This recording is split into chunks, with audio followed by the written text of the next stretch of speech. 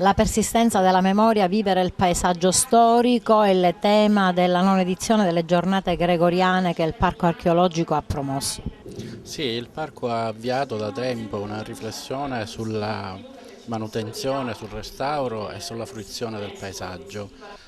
Oggi attraverso questo convegno si vuole presentare l'attività che il parco sta svolgendo e istituire, diciamo, dei confronti con il mondo accademico e con altre istituzioni che stanno lavorando nello stesso settore.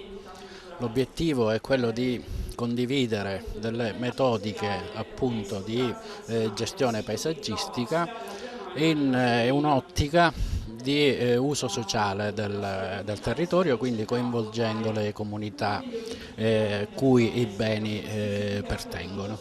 Paesaggio e comunità, agricoltura nella Valle dei Templi, l'arte contemporanea e il paesaggio storico sono alcuni dei temi che saranno affrontati in queste sessioni delle giornate di lavoro. Sì, appunto nell'ottica di mettere a fuoco le modalità più attuali con rapporto anche al mondo contemporaneo di condivisione del patrimonio culturale e paesaggistico in questo caso.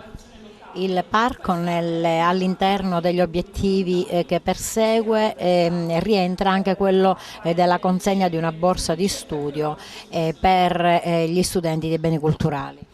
Sì, è la prima edizione che si conclude stasera, la commissione si è riunita, ha già individuato il vincitore, la vincitrice in questo caso, che sarà premiata domani e questo sarà anche l'occasione, le giornate gregoriane, per presentare la borsa di studio con analoga metodologia per il 2016.